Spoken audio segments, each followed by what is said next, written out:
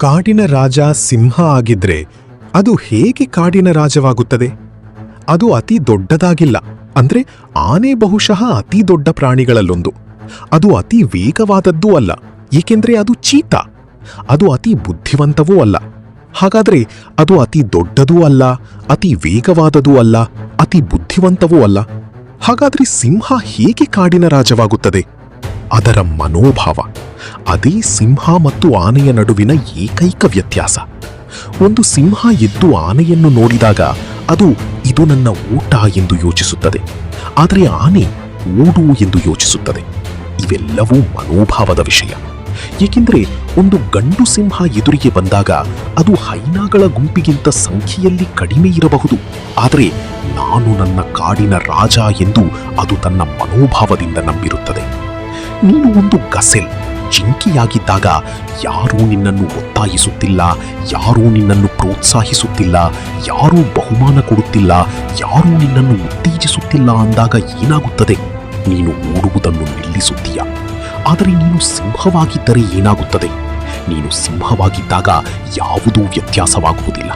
ನಿನ್ನ ಕುಟುಂಬ ಊಟ ಮಾಡಬೇಕಾದರೆ, ಆ ಸಿಂಹಗಳ ಗುಂಪು ಬದುಕಬೇಕು ಅಂದರೆ ನೀನೇ ಬೇಟೆಗೆ ಹೋಗಬೇಕು ಎಂದು ನೀನು ಅರಿಯುತ್ತೀಯ.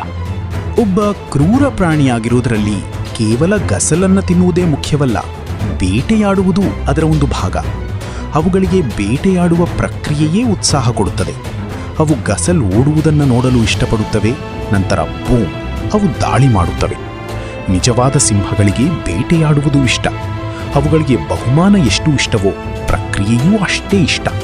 ಆದರೆ ನಿಮ್ಮಲ್ಲಿ ಕೆಲವರು ಕೇವಲ ಗೆಲ್ಲಬೇಕು ಅಂತ ಮಾತ್ರ ಬಯಸುತ್ತೀರಾ. ನಿಮಗೆ ಪ್ರಕ್ರಿಯೆ ಇಷ್ಟವಿಲ್ಲ, ನೀವು ಆ ಪ್ರಯಾಣವನ್ನು ಪ್ರೀತಿಸುತ್ತಿಲ್ಲ. ನಿಜವಾದ ಬೇಟೆಗಾರನ ಗುರಿ ಬಹುಮಾನವಲ್ಲ, ಅವನ ಗುರಿ ಬೇಟೆಯೇ. ಅದಕ್ಕಾಗಿ ಅವನು ಬದುಕುತ್ತಾನೆ. ಅವನು ಬೇಟೆಯಾಡಲು ಬದುಕುತ್ತಾನೆ, ಕೇವಲ ಹಿಡಿಯುವುದಕ್ಕಲ್ಲ, ಆ ಸಂಪೂರ್ಣ ಪ್ರಕ್ರಿಯೆಗಾಗಿ ಬದುಕುತ್ತಾನೆ. ನೀನು ನಿಜವಾದ ಬೇಟೆಗಾರನಾಗಿದ್ದರೆ ಸಮಯವನ್ನು ನೋಡಿ ನಡೆಯುವುದಿಲ್ಲ, ಗಸಲನ್ನು ನೋಡಿ ನಡೆಯುತ್ತೀಯ.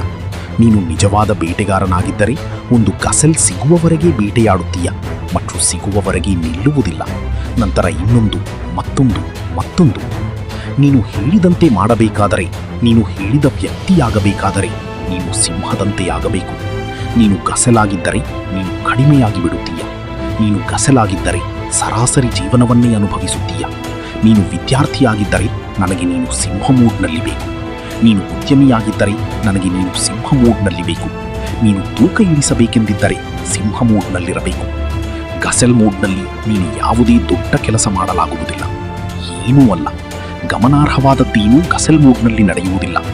ಓಡು ಮೂಡ್ನಲ್ಲಿ, ಕೈಬಿಡುವ ಮೂಡ್ನಲ್ಲಿ, ಭಯದ ಮೂಡ್ನಲ್ಲಿ, ಹೆದರಿಕೆಯ ಮೂಡ್ನಲ್ಲಿ ಏನೂ ನಡೆಯುವುದಿಲ್ಲ. ಎಲ್ಲವೂ ಸಿಂಹ ಮೂಡ್ನಲ್ಲಿ ನಡೆಯುತ್ತದೆ. ನಾನು ನಿನ್ನನ್ನು ಗೆಲ್ಲಲು ಬರುತ್ತಿದ್ದೇನೆ ಎಂಬ ಮನೋಭಾವದಲ್ಲಿ.